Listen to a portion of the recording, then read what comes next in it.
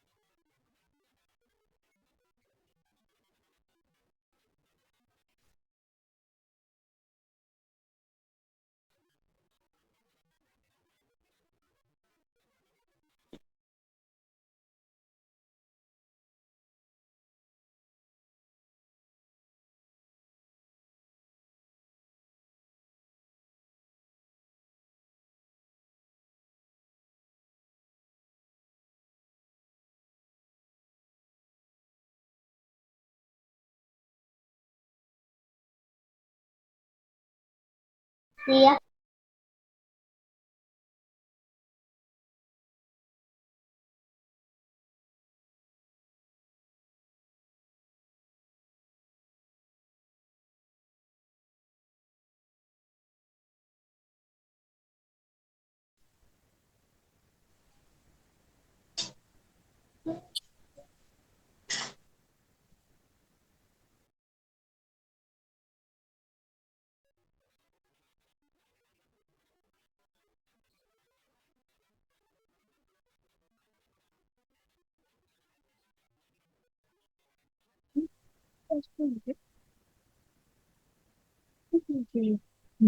صحیح ہے۔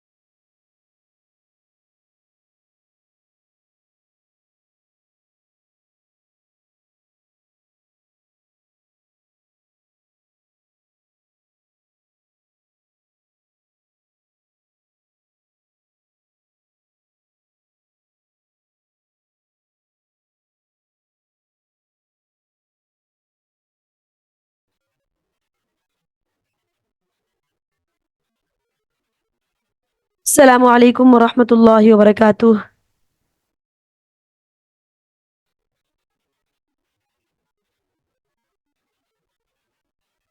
السلام علیکم ورحمۃ اللہ وبرکاتہ.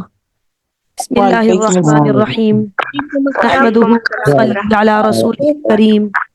اما بعد فاعوذ باللہ من الشیطان الرجیم. بسم اللہ الرحمن الرحیم.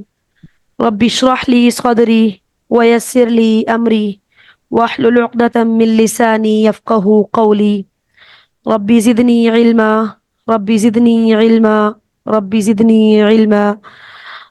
اللهم انفعنا بما علمتنا وعلمنا ما ينفعنا وزدنا علما. آمین یا رب العالمین. الجزا ایجوکیشنل انسٹیٹیوٹ کی طرف سے میں آپ سب محترم و مکرم میرے بھائیوں میری بہنوں کو پرجوش انداز میں خوش آمدید کہنا چاہوں گی. اہلاً و سہلاً و مرحباً من ادارت الجزا. اس کے بعد میں ایک دو رولز آج کی سیشن کے حوالے سے بتاؤں گی. سارے اسٹوڈنٹس جو ہے وہ اپنے آپ کو میوٹ رکھیں گے, ٹھیک ہے, اور جو بھی آپ کو سوالات وغیرہ پوچھنے ہوں گے تو اس کے لیے انشاءاللہ آپ کے لیے جو ہے وہ ایک نیکسٹ سیشن ارینج کیا جائے گا. آج کا سیشن صرف ہماری استقبال رمضان کے حوالے سے ہم نے کیا تیاری کرنی ہے, اس عظیم مہینے کو ہم کس طرح سے گزار سکتے ہیں, کیونکہ ایک چیز کو جب ہم اس کی تیاری کر کے گزارتے ہیں تو ہم اس کو بہترین طریقے سے گزارتے ہیں. تو اس کے حوالے سے ہم نے کیا تیاری کرنی ہے اس کے حوالے سے ہے, ٹھیک ہے. آج کے سیشن کو شروع کرنے سے پہلے میں آپ سب سے ایک درخواست کروں گی کہ جہاں کہیں بھی نبی کریم صلی اللہ علیہ وآلہ وسلم کی حدیث مبارکہ کا یا ان کے نام کا تذکرہ کیا جائے تو درود شریف بھیجنا مت بھولیے گا. اسی کے زمرے میں ایک حدیث کا مفہوم بیان کرتی چلوں. ابو ہریرہ رضی اللہ تعالی عنہ سے روایت ہے کہ رسول اللہ صلی اللہ علیہ وآلہ وسلم نے فرمایا, جو شخص مجھ پر ایک مرتبہ درود بھیجتا ہے اللہ رب العزت اس پر 10 مرتبہ رحمت نازل فرماتا ہے. تو اس حدیث کی برکت کو مد نظر رکھتے ہوئے جہاں پر بھی نبی کریم صلی اللہ علیہ وآلہ وسلم کا تذکرہ ہو تو ان پر درود شریف بھیجنا مت بھولیے. ضروری نہیں ہے کہ آپ مکمل درود شریف پڑھیں, صلی اللہ علی محمد صلی اللہ علیہ وسلم سے بھی آپ درود شریف بھیج سکتے ہیں. اس کے بعد ہم سب مل کر سب سے پہلے اللہ رب العزت کا لاکھ لاکھ شکر ادا کریں کہ اللہ کا خاص انعام ہے ہم سب پر. الحمدللہ ثم الحمدللہ. اللہ کا احسان ہے کہ اللہ نے ہمیں ایک بار پھر رمضان کے مہینے کے کنارے پر پہنچا دیا. یہ وہ بابرکت مہینہ ہے جس کے لیے صحابہ اکرام رضوان اللہ علیہم اجمعین دعائیں مانگا کرتے تھے کہ اے اللہ تو ہمیں اس مہینے تک پہنچا. جس شخص کو اس مہینے کی جتنی اہمیت, جتنی قدر, اور جو شخص اس مہینے کی برکتوں سے جتنا واقف ہوتا ہے وہ اس مہینے کا اتنا ہی انتظار کرتا ہے اور اتنا ہی شوق اور بے قراری کا اظہار کرتا ہے. اور جس کو اس کی قدر نہیں ہوتی وہ اس کو اپنے لیے بوجھ سمجھتا ہے کہ روزانہ صبح اٹھنا پڑے گا, نیند قربان کرنی پڑے گی, لمبی لمبی نمازیں پڑھنی پڑیں گی. تو آپ سارے اسٹوڈنٹ جنہوں نے آج کا یہ سیشن جوائن کیا ہے, امید کرتی ہوں کہ آپ سب اسی ارادے سے اور اسی نیت سے آج اس سیشن کو جوائن کر رہے ہیں کہ ہم رمضان کے مہینے کو اپنے لیے کیسے بہتر بنا سکتے ہیں, اس کی برکتوں کو کیسے سمیٹ سکتے ہیں اور اس کو کما حقہ اس کا حق کیسے ادا کر سکتے ہیں.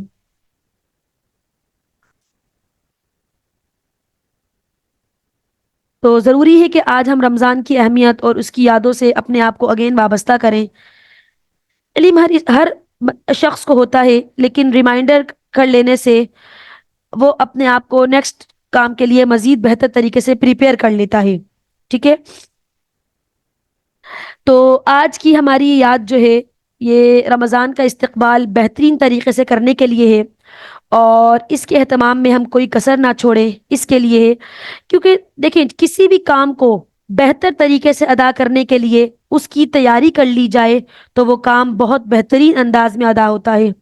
اس کی مثال لیں، سفر میں جانے سے پہلے جب ہم اپنے آپ کو سفر کے لیے پریپیئر کر لیتے ہیں، ہم بیگ کو بہترین طریقے سے بنا لیتے ہیں کہ اس میں راستے میں ہمیں کن کن چیزوں کی ضرورت محسوس ہوگی، اس کو جب ہم رکھ لیتے ہیں تو ہمیں سفر میں آسانی ہوتی ہے۔ جیسے کہ اللہ رب العزت نے بھی سفر کے بارے میں قرآن مجید میں ارشاد فرمایا، خصوصاً سفر حج کے بارے میں، بسم اللہ الرحمن الرحیم، وَتَزَوَّدُوا فَإِنَّ خَيْرَ الزَّادِ التَّقْوَى۔ ترجمہ کیا ہے؟ زیادہ راہ ساتھ لے کر چلو، یعنی سفر کی تیاری کر کے گھر سے نکلو۔ بہترین تیاری تقوی کی تیاری ہے۔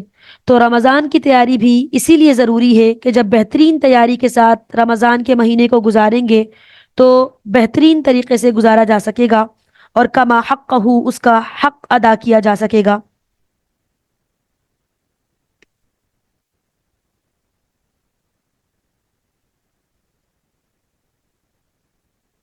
رمضان کے مہینے کو احادیث اور قرآن پاک میں آیات کی روشنی میں اس مہینے کو کن ناموں سے استعمال کیا گیا، کن ناموں سے پکارا گیا،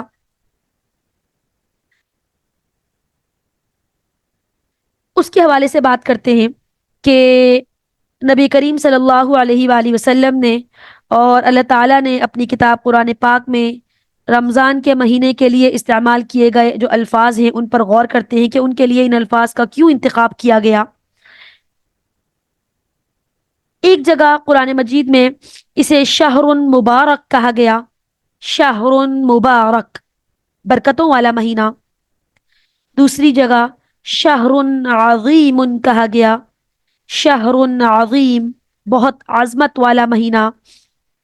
تیسری جگہ شہر البرکہ کہا گیا، شہر البرکہ، برکت والا مہینہ۔ شہر الصبر، صبر والا مہینہ۔ صبر والا مہینہ کیونکہ اس میں ساری نیکیاں تبھی کارآمد ہوتی ہیں جب ہم اپنے آپ کو صبر کی صفت سے متصف کر لیتے ہیں۔ صبر ہماری زندگی میں بہت معنی رکھتا ہے۔ اللہ تعالیٰ قرآن مجید میں ارشاد فرماتے ہیں، بسم اللہ الرحمن الرحیم، ان اللہ مع الصابرین، بے شک اللہ تعالیٰ صبر کرنے والوں کے ساتھ ہیں۔ ایک جگہ شہر المواسات کا لفظ استعمال کیا گیا اس مہینے کے لیے حدیث پاک میں، ہمدردی کا مہینہ۔ شہر الرحمہ، رحمت کا مہینہ۔ شہر المغفرہ، مغفرت کا مہینہ۔ شہر عذاب جہنم سے رہائی کا مہینہ۔ سب سے بڑھ کر شہر رمضان الذی انزل فیہ القرآن، رمضان کا وہ مہینہ جس میں قرآن پاک کا نزول کیا گیا۔ قرآن پاک وہ کتاب ہے جس میں ہمارے لیے ہدایت اور رہنمائی ہے۔ تھوڑی دیر کے لیے اگر ہم سوچیں کہ اگر قرآن پاک ہماری زندگی میں نہ ہوتا تو ہماری زندگی کیسی ہوتی؟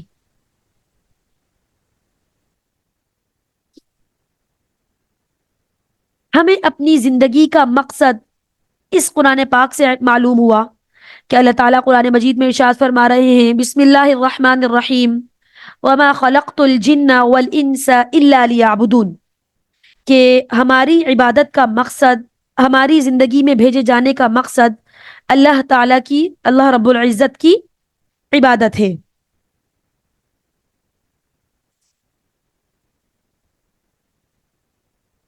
اس مبارک مہینے میں اللہ تعالیٰ نے مسلمانوں پر روحانی اعتبار سے بے پناہ اور بے شمار رحمتوں کا نزول فرمایا۔ اللہ رب العزت نے اپنے کلام قرآن مجید کو اپنے بندوں پر رحم کرنے کے لیے نازل کیا اور ان کی ہدایت کے غرض سے ہی جبرائیل امین کے تھرو محمد صلی اللہ علیہ وآلہ وسلم کے قلب اطہر پر اس مبارک کتاب کا نزول کیا، اور اس کا نزول اس بابرکت مہینے میں اس کے نزول کا آغاز کیا۔ اس بابرکت مہینے کو 3 عشروں میں تقسیم فرماتے ہوئے یہ خوشخبری دی گئی مسلمانوں کو کہ اس کا پہلا عشرہ رحمت کا ہے، اس کا دوسرا عشرہ مغفرت کا ہے، اور اس کا تیسرا عشرہ جہنم سے آزادی عطا کرنے کا ہے۔ کچھ روایات میں اس مبارک مہینے میں روزانہ افطار کے وقت ایسے 10 لاکھ آدمیوں کو جہنم سے آزادی عطا کر دی جاتی ہے جو اعمال بد کے حوالے سے جہنم کے مستحق ہو چکے ہوتے ہیں۔ جو لوگ جہنم کے مستحق ہو چکے ہوتے ہیں، جن پر جہنم لازم کر دی جاتی ہے، اس بابرکت مہینے کی برکت سے روزانہ ہر روز ہر افطار کے وقت سے پہلے 10 لاکھ آدمیوں کو جہنم سے آزادی عطا کی جاتی ہے۔ سبحان اللہ۔ اس مبارک مہینے میں دیگر مہینوں کے مقابلے میں اعمال کی قیمت میں بھی اضافہ ہو جاتا ہے۔ اعمال کا اجر و ثواب بڑھ کر دیا جاتا ہے۔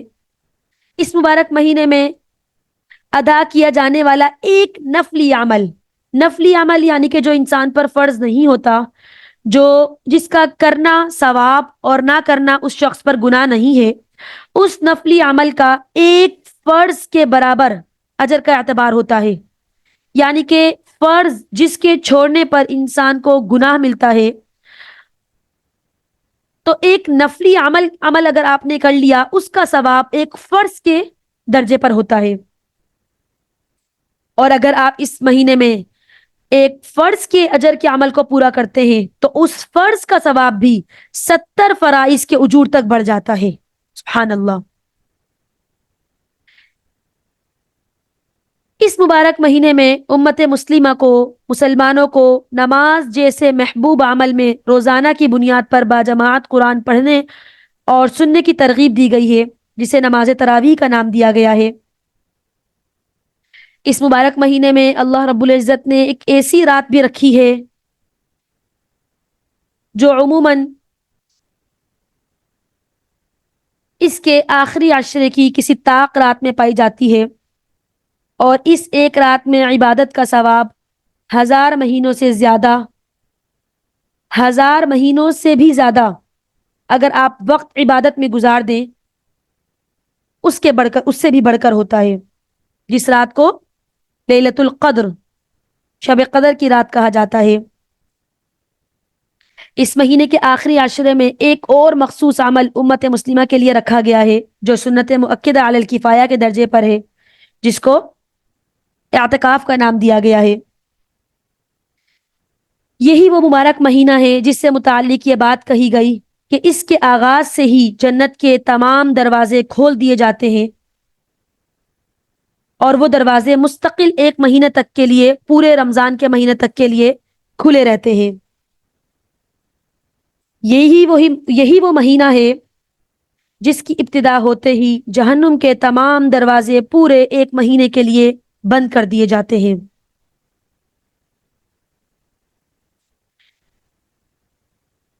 یہی وہ مقدس اور عظیم مہینہ ہے جس میں سرکش شیاطین کو پورے ایک مہینے کے لیے اس طرح قید کر دیا جاتا ہے کہ وہ امت مسلمہ کے جو روزے دار ہوتے ہیں ان کو ورغلانے اور پھسلانے اور نافرمانی پر اکسانے کی غرض سے ان کے قریب نہیں جا سکتے۔ ہم کہتے ہیں کہ جب رمضان کے مہینے میں شیطان کو قید کر دیا جاتا ہے تو پھر انسان گناہ کیوں کرتا ہے؟ جب شیطان قید ہوتا ہے تو انسان گناہ کیوں کرتا ہے؟ شیطان تو ہوتا ہی نہیں ہے، نفس قابو تو نہیں ہوتا۔ جی بالکل، شیطان کو ان اشخاص سے دور کیا جاتا ہے، اس امت مسلمہ سے دور کیا جاتا ہے جو اس کو ورغلا نہیں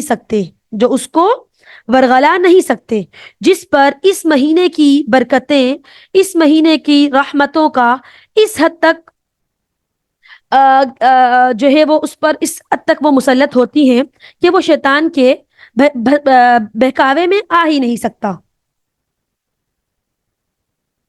اس مبارک مہینے کے بارے میں نبی کریم صلی اللہ علیہ وآلہ وسلم نے قیامت تک زمانے میں پائے جانے والے عاشقین کو یہ خوشخبری دی کہ جس شخص نے بھی رمضان کے مہینے میں عمرے کی شہادت حاصل کی گویا کہ اس نے میرے ساتھ حج کیا، گویا کہ اس نے نبی کریم صلی اللہ علیہ وآلہ وسلم کے ساتھ حج کرنے کی سعادت حاصل کی۔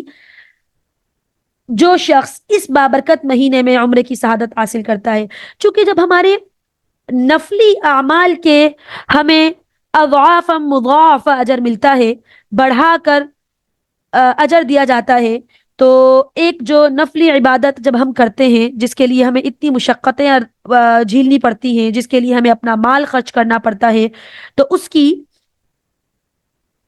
سعادت تو اس سے بڑھ کر ہے۔ اس بابرکت مہینے میں جن اعمال کی طرف احادیث مبارکہ اور مختلف روایات کے مطابق ترغیب دلائی گئی ہے، اس کے حوالے سے چند باتوں کو کے متعلق ہم بات کرتے ہیں۔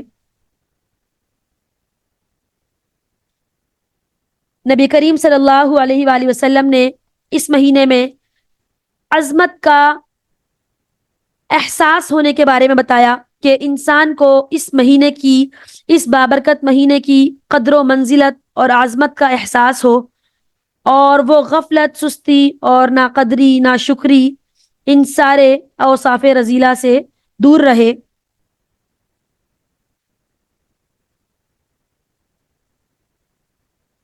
لیلۃ القدر کے بارے میں نے آپ کو بتایا کہ اس کے بارے میں اللہ تعالیٰ نے قرآن مجید میں کیا ارشاد فرمایا۔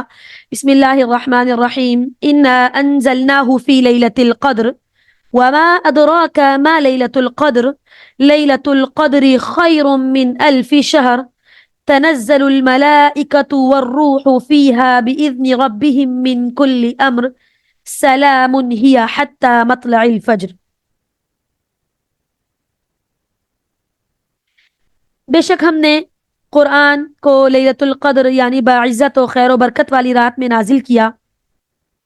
آپ کو کیا معلوم کہ لیلۃ القدر کیا ہے؟ لیلۃ القدر 1000 مہینوں سے بہتر ہے۔ کیوں؟ تنزل الملائکۃ والروح فیہا بإذن ربہم من کل امر، اس رات میں فرشتے اور جبرائیل امین اپنے رب کے حکم سے ہر حکم کو لے کر اترتے ہیں، اور وہ رات سلامتی والی ہوتی ہے صبح کے طلوع ہونے تک۔ اور اس بابرکت مہینے میں صرف لیلۃ القدر کی یہ قدر و منزلت نہیں، بلکہ ہر ایک دن اور ہر ایک رات کی یہی قدر و منزلت ہے۔ نبی کریم صلی اللہ علیہ وآلہ وسلم نے ہر اس شخص کو جس کے ماتحت کوئی نوکر، کوئی خادم یا کوئی غلام وغیرہ ہو، اس کو اس کے کاموں میں، اس نوکر کے، اس خادم کے، اس غلام کے کام میں آسانی کرنے کو، اس کے بوجھ کو ہلکا کر دینے کی ترغیب دلاتے ہوئے یہ ارشاد فرمایا کہ جو لوگ اس مہینے میں اپنے ماتحت کی ذمہ داریوں کو میں کچھ کمی کر دیتے ہیں، کچھ تخفیف کر دیتے ہیں، ان کے لیے آسانی کا معاملہ کر دیتے ہیں، اللہ رب العزت ان کی مغفرت فرماتے ہوئے ان کو عذاب جہنم سے آزادی عطا فرما دیتے ہیں۔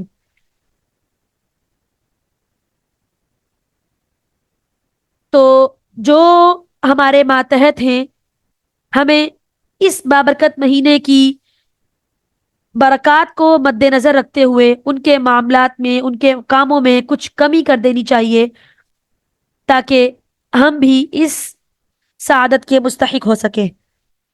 نبی کریم صلی اللہ علیہ وآلہ وسلم نے ارشاد فرمایا، اس بابرکت مہینے میں 4 چیزوں کو خوب کثرت سے کیا کرو۔ 4 چیزوں کو خوب کثرت کے ساتھ کیا کرو۔ وہ 4 چیزیں کیا ہیں؟ کلمہ طیبہ، کلمہ طیبہ، استغفار، جنت کی طلب، جہنم سے پناہ۔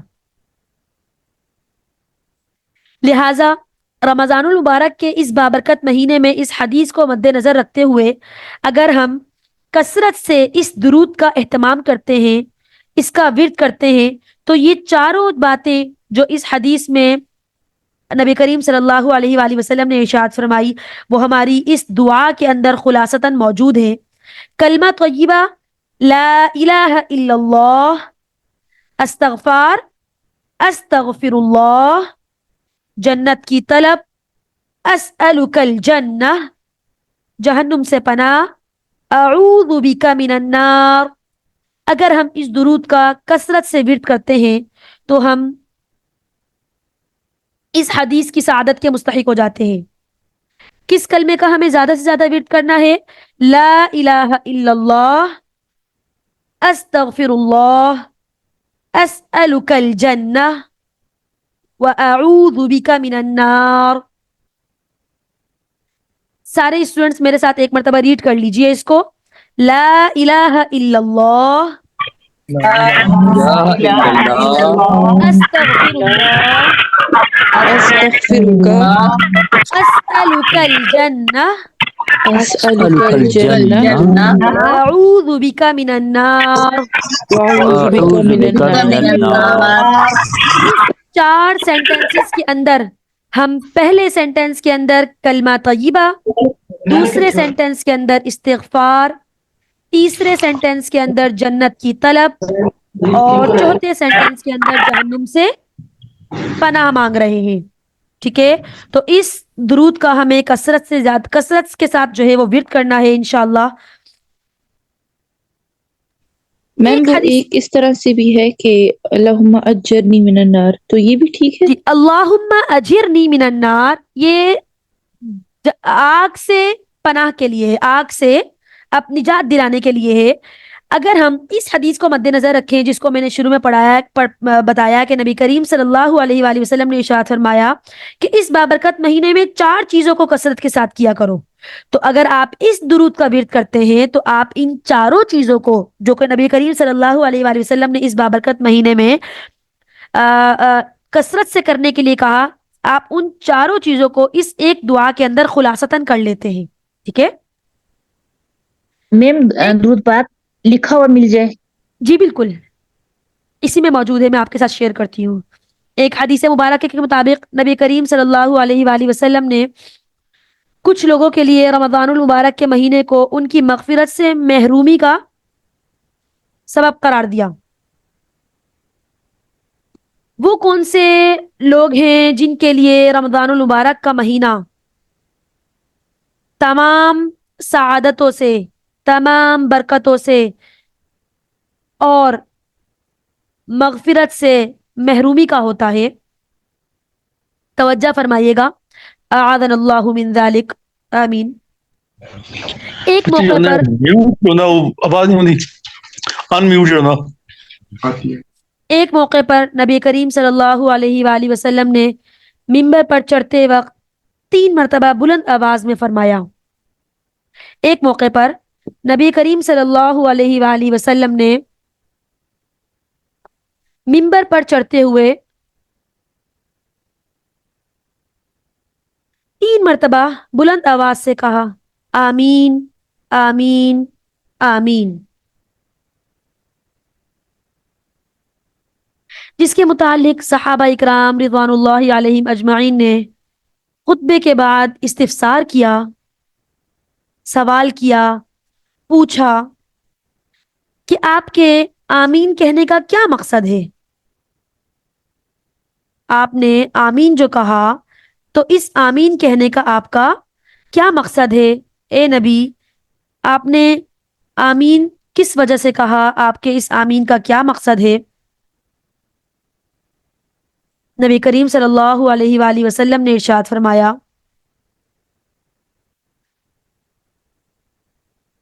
کہ جب میں نے منبر کے پہلے درجے پر قدم رکھا تو جبرائیل امین نے فرمایا، ہلاک ہو جائے وہ شخص جس نے رمضان کا مہینہ پایا پھر بھی اس کی مغفرت نہ ہو سکی۔ تو نبی کریم صلی اللہ علیہ وآلہ وسلم نے فرمایا، میں نے کہا آمین۔ پھر جب میں نے دوسرے درجے پر قدم رکھا تو جبرائیل امین نے کہا، ہلاک ہو جائے وہ شخص جس کے سامنے آپ کا ذکر ہوا ہو اور اس نے آپ پر درود نہ بھیجا ہو۔ میں نے کہا آمین۔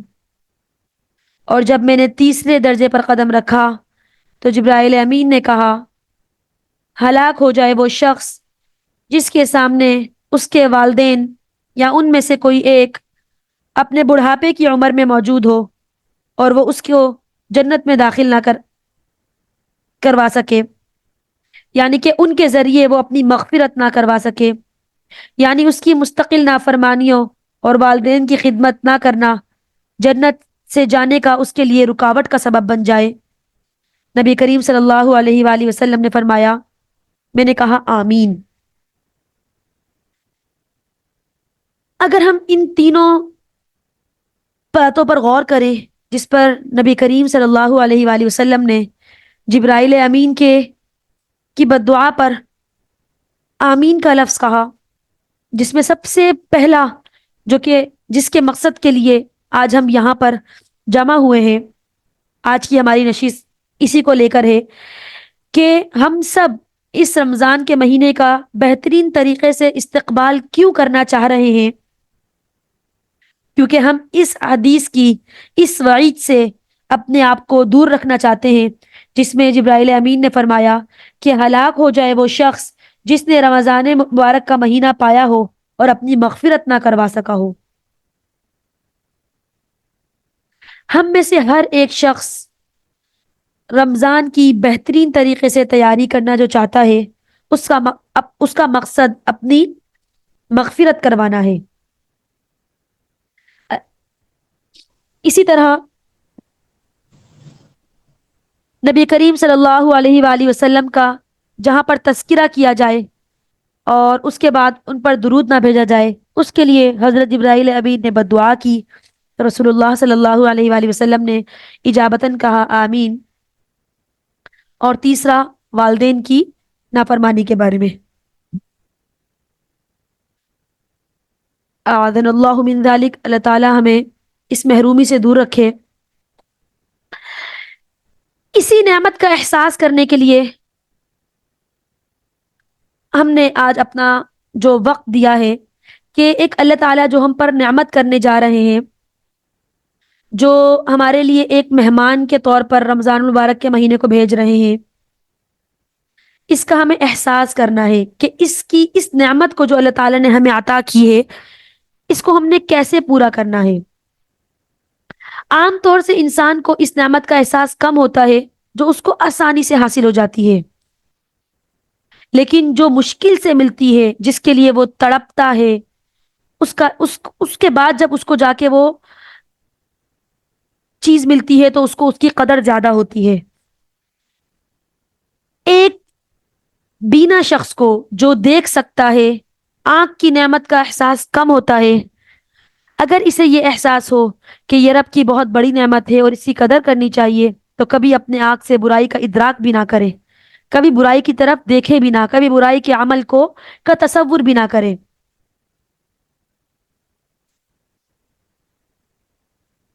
تو اس کی بنسبت اگر اندھے کو دیکھا جائے تو اس کو اس آنکھ کی قدر کا جس حد تک کے احساس ہوتا ہے وہ بینے کو نہیں ہوتا۔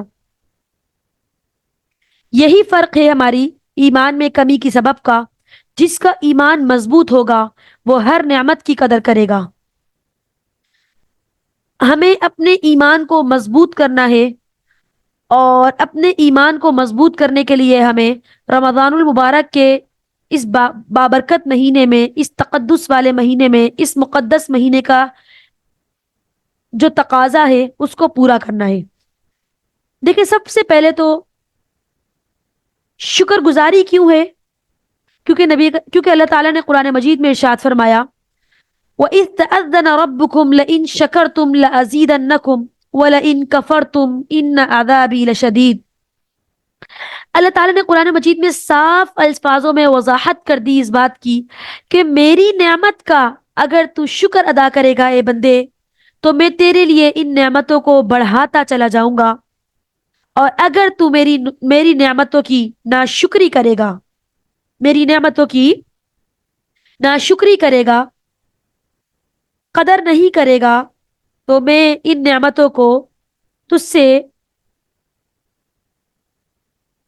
چھین تو لوں گا، ساتھ ساتھ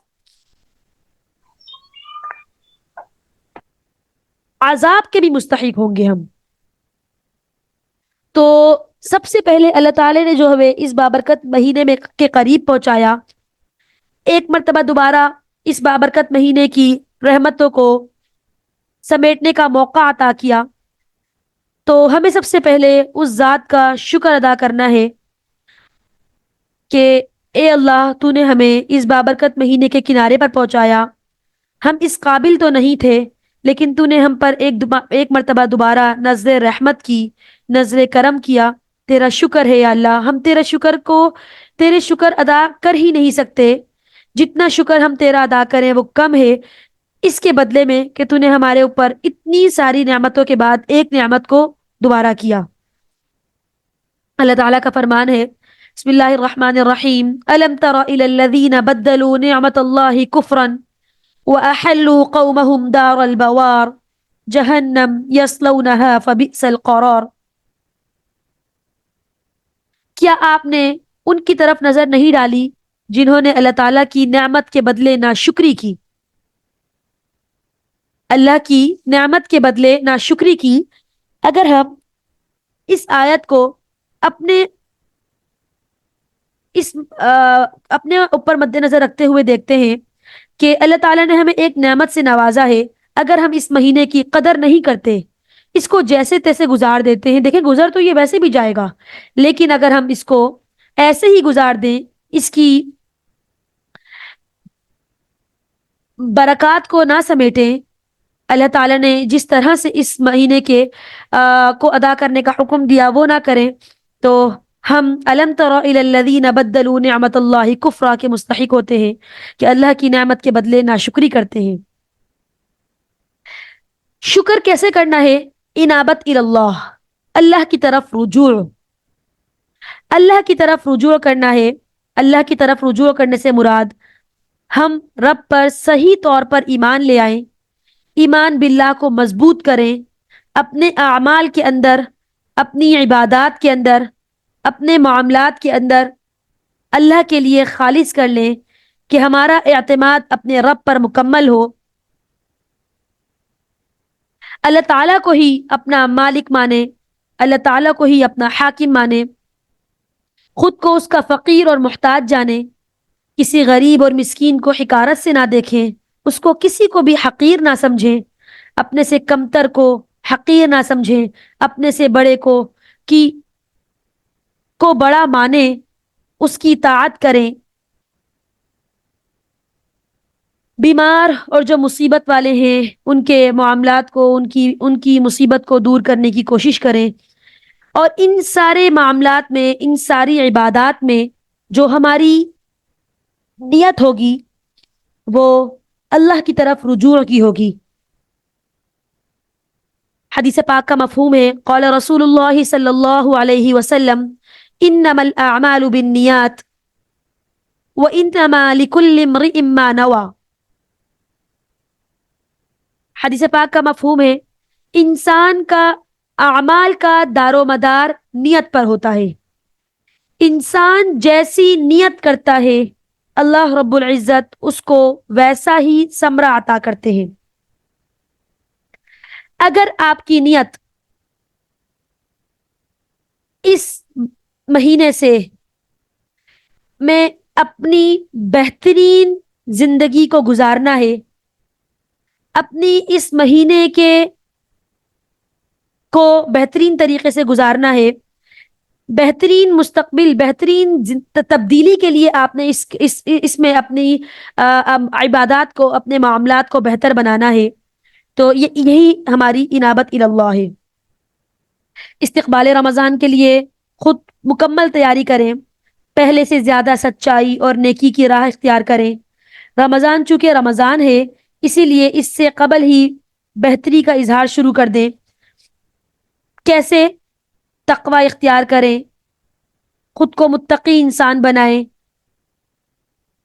عبادت مزید بہترین طریقے سے کریں، اور آپ اپنی عبادت کو بہتر کرتے ہوئے اپنے دماغ میں اس بات کو کنسیڈر کریں کہ یا اللہ، میں اپنی عبادت کو بہتر اس رمضان کے مہینے کے لیے کر رہا ہوں، اور اس کے بدولت، اس بابرکت مہینے کے بدولت میرے لیے سال بھر کے لیے اس عبادت کو مستمر طریقے سے استمرار کے ساتھ ادا کرنے کی توفیق عطا فرمائے. کیونکہ جو لوگ صرف رمضان کے نمازی ہوتے ہیں، رمضان کے رخصت ہو جانے کے بعد ان کے معاملات، ان کی عبادات، ان کے باقی جو ہیں وہ سارے اعمال ہوتے ہیں، جب وہ ان سے غافل ہو جاتے ہیں، تو اس کا مطلب کیا ہے کہ کیا ہم نے صرف اس عبادت کو اپنی رمضان کے حد تک کے ہی رکھا؟ ہم رمضان کے مہینے میں اس کی پریکٹس کرتے ہیں تاکہ ہم اپنا باقی پورا سال اس کے مطابق گزار سکیں.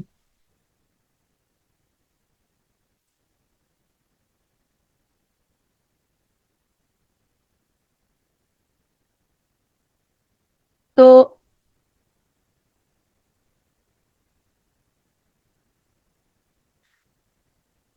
اللہ رب العزت ہمیں ایسے اس طرح کی بدترین محرومیوں سے بچائے اور ہمیں اللہ کے محبوب ترین بندوں میں سے بنائے جن پر اللہ تعالیٰ کا خاص انعام کیا گیا ہے، اور ان میں سے بننے کی توفیق عطا فرمائے جن پر اللہ تعالیٰ نے جنت کو مستحق کر دیا، کیا جن کے لیے جنت کو مستحق کر دیا ہے. دیکھیں، ہم اپنی عبادت کو تو بہتر کر لیں گے، ہم اپنی عبادت کو بہتر کر لیں گے،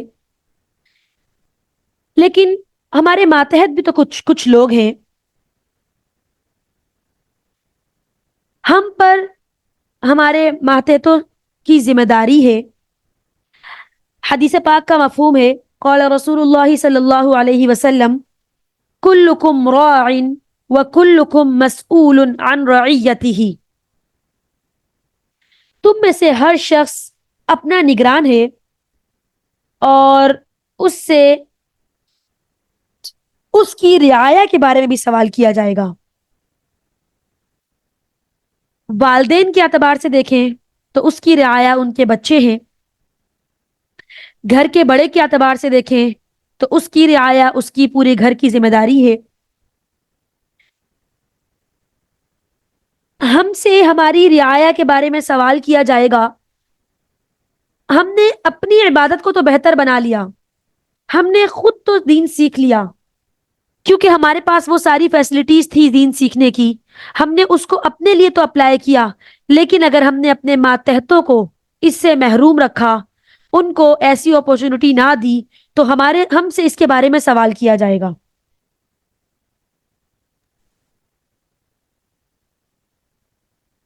اپنے بچوں کو، اپنے ماتحتوں کو، اپنے خادمین کو دین کا علم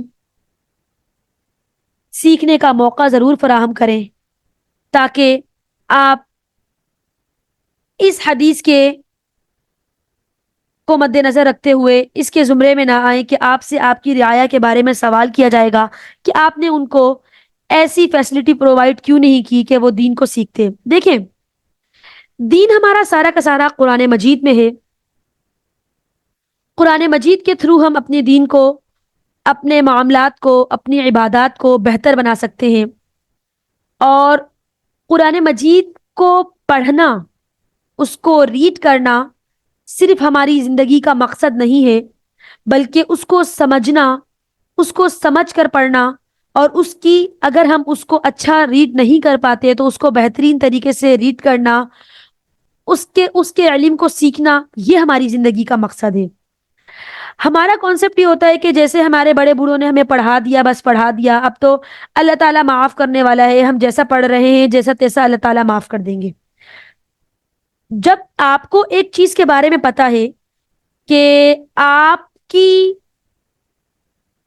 ریڈنگ، آپ کی تلاوت قرآن پاک ٹھیک نہیں ہے، اس میں مسٹیکس ہیں، تو یہ آپ پر ذمہ داری ہے کہ آپ اس کو بہتر کریں.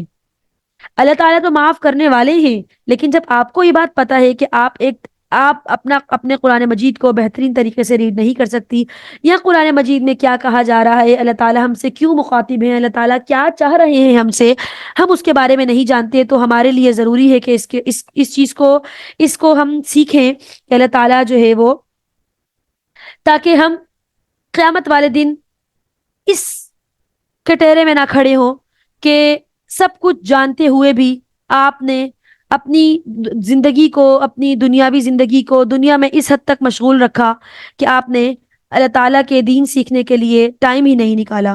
تو ٹائم نکالیں۔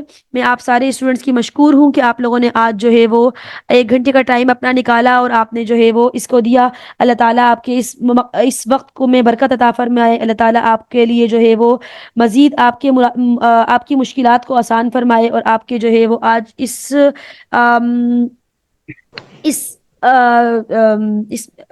نشست میں آپ کے جو ہے وہ جو مقصد تھا آپ کا اس کو جوائن کرنے کا، اللہ تعالیٰ جو ہے وہ اس کو مکمل کرے۔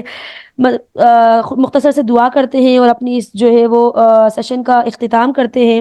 اللہم صلی علی محمد وعلی آل محمد کما صلیت علی ابراہیم وعلی آل ابراہیم انک حمید مجید۔ اللہم بارک علی محمد وعلی آل محمد كما باركت على إبراهيم وعلى آل إبراهيم إنك حميد مجيد۔ ربنا آتنا في الدنيا حسنة وفي الآخرة حسنة وقنا عذاب النار وقنا عذاب القبر وقنا عذاب الحشر وقنا عذاب الميزان وقنا فتنة الدجال وقنا فتنة الدجال وقنا فتنة الدجال۔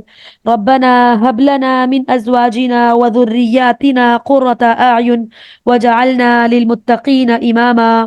ربنا هب لنا من أزواجنا وذرياتنا قرة أعين وجعلنا للمتقين إماما۔ ربنا هب لنا من أزواجنا وذرياتنا قرة أعين وجعلنا للمتقين إماما۔ یا اللہ ہم سب پر اپنی رحمت نازل فرما۔ یا اللہ ہمیں اس رمضان میں بہترین نیکیاں سمیٹنے کی توفیق عطا فرما۔ یا اللہ یہ رمضان ہمارا ایسا گزار کہ ہمارے سارے گناہ معاف کر دے۔ یا اللہ قبولیت والے اعمال کرنے کی توفیق عطا فرما۔ یا اللہ اخلاص کے ساتھ سنت کے صحیح طریقے پر صراط مستقیم پر چلنے کی توفیق عطا فرما۔ صراط الذین انعمت علیہم غیر المغضوب علیہم صراط الذین انعمت علیہم، ایسے راستے پر چلنے کی توفیق عطا فرما جس پر تو نے اپنا انعام کیا ہے، جن پر تو نے اپنا انعام کیا ہے۔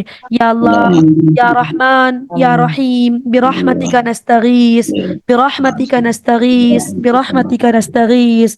اللهم انفعنا بما علمتنا وعلمنا ما ينفعنا وزدنا علما۔ یا اللہ ہمارے سارے صغیرہ کبیرہ گناہوں کو معاف کر دے۔ اللهم لا مانع لما اعطیت ولا معطی لما منعت، اللهم لا مانع بما اعطیت ولا معطی بما منعت۔ ربنا تقبل منا انك انت السمیع العلیم۔ بے شک تو ہی اللہ دلوں کے راز جاننے والا ہے، جو ہمارے دلوں کے راز ہیں یا اللہ، جو ہماری مشکلات ہیں، جو ہماری پریشانیاں ہیں، حاضرین کی مشکلات ہیں یا اللہ، جو حاضرین کی پریشانیاں ہیں تو بہترین طریقے سے جانتا ہے یا اللہ۔ جو ہمارے لیے بہتر ہے، جو ہماری زندگیوں میں بہتر ہے ہمارے لیے وہ کر دے۔ آپ نے تو صرف کن کہنا ہے یا اللہ، فیکون، وہ تو خود ہو جانا ہے۔ وتب علینا انک انت التواب الرحیم وتب علینا انک انت التواب الرحیم۔ یا اللہ ہم تیرے کن کے منتظر ہیں، یا اللہ ہم تیرے ہی کن کے منتظر ہیں، تیرے کن کے منتظر ہیں، اسی لیے ہم نے آج کا اس سیشن کو جوائن کیا ہے۔ یا اللہ بہترین طریقے سے ہمیں رمضان مبارک کی مہینے کو گزارنے کی توفیق عطا فرما۔ یا اللہ ہمیں کمی کوتاہی کی اس میں کوئی ایسی کمی ہماری چھوڑنا ہی نہ، یا اللہ ہمیں ایسا موقع ہی نہ دینا کہ ہم اس میں کوئی کمی کریں جو تیرے بغض کا، تیرے غصے کا سبب بنے۔ یا اللہ ہم تیرے غصے سے دور رہنا چاہتے ہیں، یا اللہ ہم تیرے غصے سے دور رہنا چاہتے ہیں، یا اللہ ہم صابرین میں سے بننا چاہتے ہیں جن پر تو نے اپنا انعام کیا ہے۔ بے شک تو نے قرآن مجید میں ارشاد فرمایا ہے ان اللہ مع الصابرین، کہ تو صبر کرنے والوں کے ساتھ ہے۔ یا اللہ ہمیں آپ کا ساتھ چاہیے، یا اللہ ہمیں آپ کا ساتھ چاہیے، یا اللہ ہمیں آپ کا ساتھ چاہیے۔ صلی اللہ تعالی علی خیر خلقہ محمد وعلی آلہ وصحبہ اجمعین برحمتک یا ارحم الراحمین۔ یا اللہ ہمارے فلسطین کے بہن بھائیوں پر رحمت فرما۔ یا اللہ ہمارے جتنے بھی معاملات ہیں، ہمارے جتنی بھی عبادات ہیں ان کو قبول و منظور فرما۔ آمین۔ جزاکم اللہ خیرا کثیرا واحسن الجزاء فی الدارین. میں آپ سب کی مشکور ہوں آپ نے آج کے اس سیشن کو جوائن کیا. اللہ تعالیٰ آپ کے اس ٹائم کو، اس مقصد کو، اس وقت کو برکت کا سبب بنائے. آمین. جزاء فی الدارین. آمین یا رب العالمین. جزاک اللہ. وإياكم. جزاک اللہ. سبحانك اللهم وبحمدك نشهد أن لا إله إلا أنت وحدك لا شريك لك نستغفرك ونتوب إليك نستغفرك ونتوب إليك نستغفرك ونتوب إليك. میں چیٹ باکس میں جو ہے جو دعا ہے وہ لکھ کر شیئر کر رہی ہوں. تو جن اسٹوڈنٹس کو جو ہے وہ دعا، ظاہر سی بات ہے آپ کو پروناؤنس کرنے میں بھی کچھ اسٹوڈنٹس کو مشکل ہوگی، تو میں ایسا کرتی ہوں کہ میں وائس میسیج کے تھرو کوآرڈینیٹر کو شیئر کر دیتی ہوں. وہ اوور آل سارے اسٹوڈنٹ کو شیئر کر دیں گی، زیادہ بہتر رہے گا، کیونکہ پھر اس سے آپ کی پروناؤنسیشن میں بھی مشکل نہیں ہوگی، آپ اس کو بہترین طریقے سے ادا بھی کر سکیں گے. ٹھیک ہے، اور اس کو پھر آپ یاد بھی کر لیں گے. جزاک اللہ خیر میم. جزاک اللہ.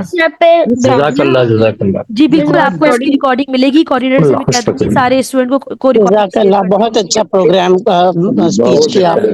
منڈے سے انشاءاللہ ہماری کلاسز بھی سٹارٹ ہو جائیں گی نا. انشاءاللہ.